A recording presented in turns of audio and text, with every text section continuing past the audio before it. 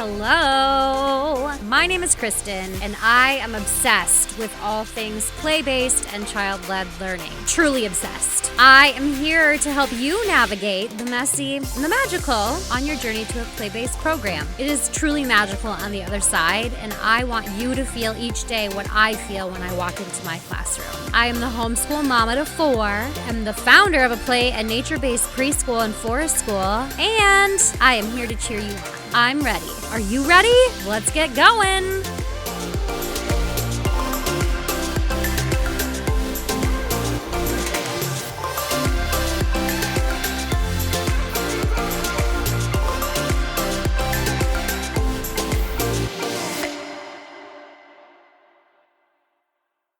Welcome. So, this is the first episode of the Play-Based Learning podcast, and I want to let you know why I'm here. About 10 years ago, I was working in a traditional preschool classroom. I was getting burnt out. I was only teaching for a few hours a day, but I was burning out because I had no idea what play really was. I was told in college and from other educators that play-based learning, that children learn through play, but I was never told or did any research on what play really is. Like, what is play?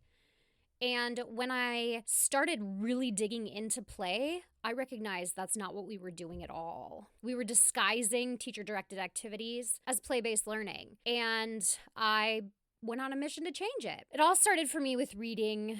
Actually, it all started with a early childhood education conference that I went to. I listened to Lisa Murphy speak. She gave the keynote, and I took notes furiously.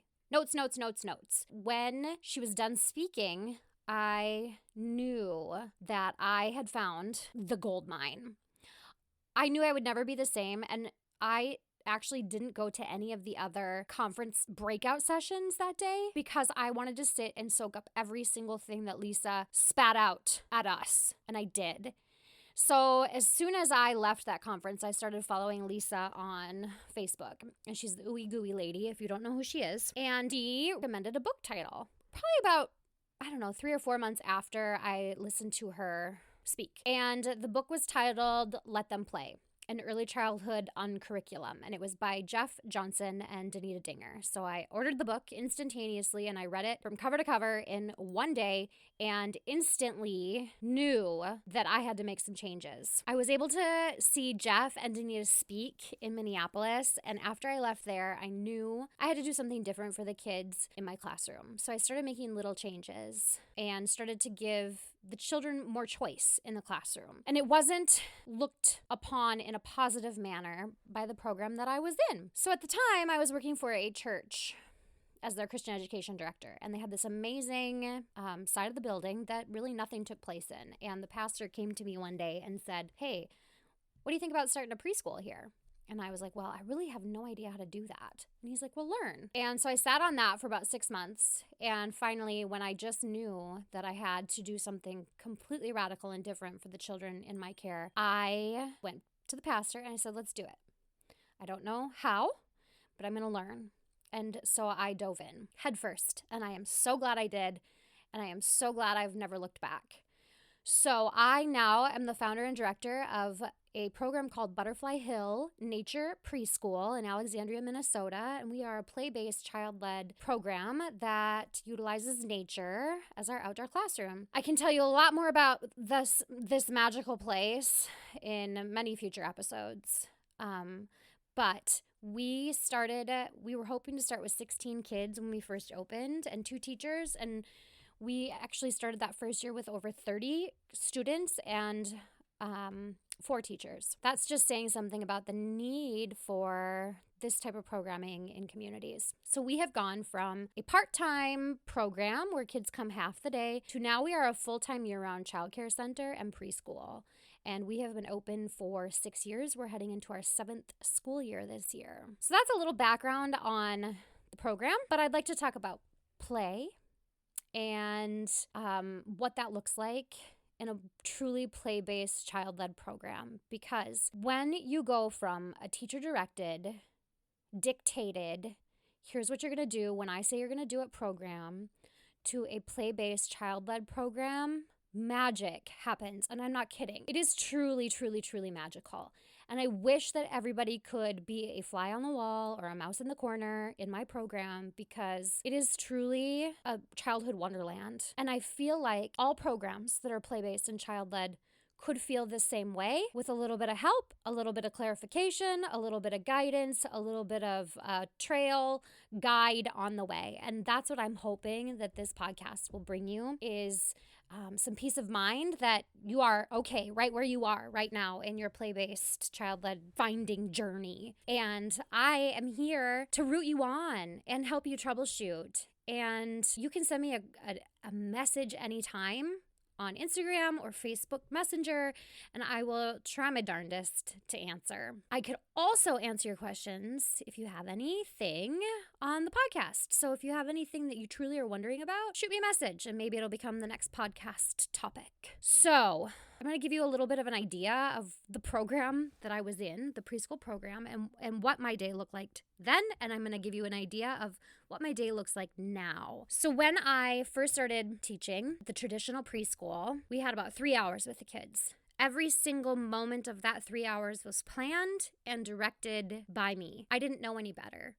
And it felt natural. It felt like this is what all teachers do. And I didn't look any further than the teachers in the room at that point in time to give me guidance. I kind of fell into, this is what we've always done, so this is what we're going to do, and we just want you to follow along. So I did. I followed for a couple years. And we planned play, and I'm doing air quotes, play experiences for these children, but it was how we said they were supposed to play. So the kids would come in and they would immediately have to go to a center. So it was like table time. And they had to not even really pick. They had to do all of the activities that we had planned for the day. And we planned everything around themes. So if it was, I don't know, Space Week, we had a craft for them at the table. And then usually a teacher had to sit there to kind of monitor that craft time, which we disguised as an art time. It's not really art. We can get into that on a whole other episode, process versus product.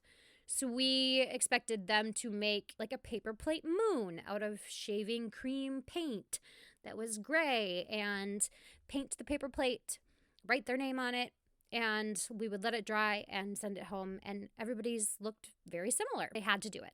You don't have a choice. You didn't have a choice. So we spent a lot of time redirecting, because kids come in and they see all of the fun things, and they want to like shop around the room, but it was an instant, here you go, this is what we have planned for you today. You can start at the art table, and then you can move to this table next, and then this table after that, and you can do these table games at this table. So it wasn't free play. We said it was play, but it wasn't free play. We disguised all of these things as play, when in fact now I know that it wasn't play, because it wasn't chosen by the children, it was chosen by the adult. So art was out. You could have a turn at the sensory table. You could have a turn at the file folder game table. You could have a turn at the puzzle table, but you could not wander over and play freely with the toys. So after everybody got there, we would gather everybody together for like kind of a cleanup, and then there was a circle time. Circle time was very teacher directed. Everybody sat on a carpet square. We had a calendar. We did the weather song. We did opposites, and we did patterning with the weather numbers, and we would count every single day which day of the month we were on. And I spent a lot of time redirecting behaviors. And, oh no, stop doing that, please sit down. Oh no, you can't leave the circle. You need to come over here and you need to sit back down. This is circle time right now. I need you to pay attention. Crisscross applesauce. It was exhausting. And it's exhausting even just talking about it. I would leave at the end of the day exhausted. So we did circle time, and then we would go into another center time of some sort. And during that center time, there was the ability to play freely. But this is where we did more of the teacher-directed math games, counting and dice games and whatnot, and more of the learning centers where, you know, we are going to teach at you and you are going to learn, and that's how you learn, is through these teacher-directed games that we were going to play with you at the table. After that, we would clean up, do snack, and then maybe get to head outside for probably about 10 minutes before the kids would get ready to go home. It was always a race. We never got everything done. I continually felt like I was always behind. And we would plan so many more things than we could actually really get done. So after I found Lisa Murphy and started to really understand the true meaning of play, what child-directed learning looks like, I started my play-based journey. And I will never, ever go back, and it has changed my life in so many ways. It's also changed the lives of so many children and families in my community and the way that they interact and parent with their children. And I could not be more proud of my staff and the work that we do at our beautiful magical program in Minnesota. So our day now in a play-based environment, I'm going to kind of go through a full day because most of our kids are there full-time Monday through Friday. Sometimes they're just there Monday, Wednesday, Friday, sometimes Tuesday, Thursday. We do have some half-time kids that come half days, but really we are childcare for many families, childcare and preschool, which after all of my learning that I have done over the past 10 years, children learn through life. And so there really shouldn't be a difference between childcare and preschool. They're continually learning, no matter what we name it. So I'm still learning. I still learn every single day. And again, I'm like, you heard it in the intro, I am obsessed with play-based learning and child-led learning. And I really hope that you will become too. So our day at Butterfly Hill looks totally different, and it's totally amazing. So when the kids come in, they usually are dropped off with a parent. A parent comes in the building and helps them hang up their stuff, and we do a little check-in activity, and it's completely optional. Kids do not have to check in with us if they don't want to. Many children choose to check in with us because we do these fun little kind of one-on-one type things so the teacher can kind of see where kids are at in different skills.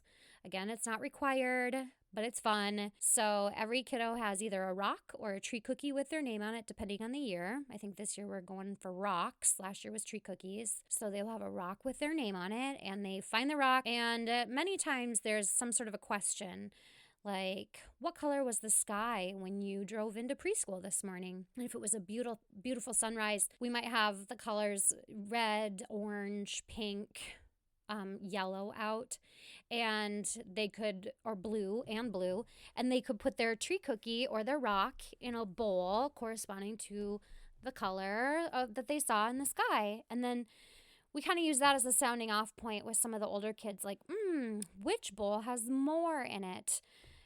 And I shouldn't say older kids. See, I'm still learning myself. The kids who are developmentally there and ready to answer questions such as that, to be challenged in that way. And we can challenge children to find out if they're ready for it. Some are, some aren't. Some other things we do is we need you to draw a big line down. That's your task today. So we'll have the easel over there. They can take a dry erase marker and draw a big line down. It very much depends on the time of year. It depends on kind of what we've got going on in the classroom, the interests of the children, and what our check-in activity will be. Some of them are just cutting. We want to see them cut out a heart and just kind of see where their cutting skills are at. Again, they don't have to do it if they don't want to, and many, maybe not many, but a few kids who skip right on past it and get on with their morning. So in our classroom, every single place area in the classroom is on limits. So those kiddos can run in and they can get right to work. And their work is play. They do all of the things. There is all of your typical early childhood program areas available for the kiddos in our classroom, sensory table and a free art supply shelf, like free supplies. They can just kind of take whatever they need and use whatever they need when they need it. Kitchen area, there's a cozy corner for books, lots of dollies, like block center, like everything that a normal early childhood program has. We have it, and they have free access to it all. They can also move things from place to place. So if they have a baby doll, they can take the baby and they can run around the room with the baby. Their play is big and free, and we don't want to shut down their play. We have found that there are some children who like to window shop in the morning. So we allow probably about 2 hours of just free play in the classroom in the morning, depending on the weather. Now in the summertime, when I'm recording this, summer is so nice that we get outside right away, especially with COVID right now. We're wanting to get the kids outside as much as possible. And the teachers, we don't want to wear masks all the time either. So getting outside, we don't have to wear a mask with them. So free play in the morning. They have, back to some kids like to window shop. Sorry, I'm getting ahead of myself. So window shopping. This is when there's certain kids who will kind of float around the whole entire room for however long. Usually, I don't know, 15, 20 minutes. Some kids float and window shop. They'll go from activity to center to different area in the classroom, and they're going to check in with each thing just to see what looks the most interesting and what they really want to engage with. So window shopping happens. They may hook up with a group of friends, and then they have to do a bunch of problem solving. Maybe they're in the house area and they're trying to play house, and somebody has to be the mom, somebody has to be the dad, somebody has to be the cat, somebody has to be the dog. Well, I don't want to be the dog, I want to be the cat. There's all sorts of problem solving that goes into just figuring out how their play is going to happen. And then when they finally get settled into play, they're already at like 30 to 40 minutes into their morning. So that is why we try to extend our big chunks of free play. I mean, our program is play, but our time chunks from inside to outside, we try to extend them and make them really long, because we know that kids, it can take them a good 30 to 40 minutes to get into the play.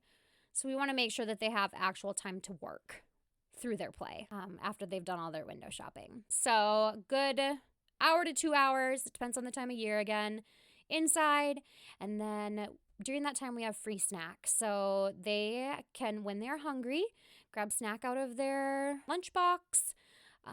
We don't have a commercial kitchen, so parents have to bring all of their kids' own food to preschool. So they'll grab their snack, sit down at the table when they're hungry, eat a snack. Usually a teacher's always sitting there with them, eating snack too. And then they can do that anytime during the morning free play.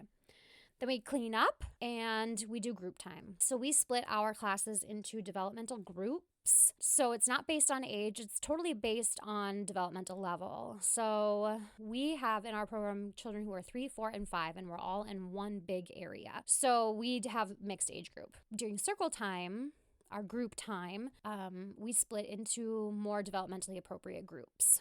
And this is a fun time. Again, children are not forced to come to circle time. We don't force children to sit and pay attention. It's usually super fun, so they want to. But there are times when kids just aren't feeling it and they just want to go and lay down on the couch for a little bit, and that is completely fine. We also know that children learn through movement. Many children learn through movement. So there's a lot of times where I'm reading a story and there's kids are rolling around on the rug, and if they get close to other kids, it's hey, you're bumping so-and-so with your feet.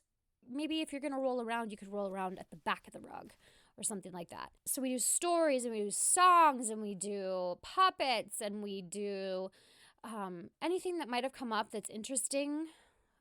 We will have a little discussion over it. Maybe if we did some sort of a graph at check-in, we kind of look at that and say, I wonder which color was seen the most in the sunset this morning. Questions like that. So after group time, we go to the bathroom and get ready to go outside. We have an outdoor classroom. So we are a nature-based program, so we spend a lot of time outside. We take lots of things outside that we do inside. So we paint outside and we sing outside and we dance outside. We play games outside. We take books outside. Everything that we do inside, we can mostly do outside. In fact, when I was there today, the sensory table was actually set up outside. They just rolled it on out. And they actually put the sprinkler in it. I think that's one of the kids' favorite things in the summer is when the teachers plop the sprinkler into the sensory table. It's kind of a fun fountain then. So then we play outside. We have mud kitchens and we have a huge boat in our outdoor classroom. We have climbing stumps and we have a trike track and we have gads and gads and gads of kitchen old kitchen pans and pots and spoons next to the sandbox. We have a little playhouse. We also have gardens and pollinator gardens and a stage, and I could go on and on and on. So the children have the freedom to explore outside on their own. And I think I'm going to save what a day looks like at forest school for a separate episode. Again, that's a very child-led program within our program, and I think that one deserves kind of a whole episode on its own. So I wanted to just give you an idea of what a day looks like from teacher-directed aspect to a child-led aspect. I'm telling you, you guys, like, there's so much magic when you get play-based learning down, when you start to work through all the kinks and do all the troubleshooting, and it is so worth it. When you're at the beginning of your journey, it feels like you could pull your hair out, like you're losing control. But when you have spent so much time working through things with children and helping them to understand that you respect them and that you want the best for them, and that you know that play is learning and play is the way that we all learn, it just all falls into place. And sure, it may take months, it may take years. I'm still learning. I am going into my 7th year of teaching in a play-based program, and I'm still learning. So I want you to know, again, wherever you are in your journey, it's fine. You don't need to be where I'm at, and I'm here to help you. So again, if you have any questions, anything you need help troubleshooting, that's how I'm going to get some of my topics. And if you ever want to come on and hash it out with me, I'd love to have you as a guest. So send me a message, Facebook or Instagram. I'm Learning Wild on both. And I hope to hear from you. I really do. And let's play. Let's make play the way for all early childhood learning. I can't wait to go on this journey with you. Have a great day, everybody. Hey, I need you to do me a huge favor. If you liked listening and you want to be able to hear more, can you please go onto iTunes and leave me a 5-star review? I would so appreciate it. And then connect with me on Instagram. It's learning.wild. We'll see you around.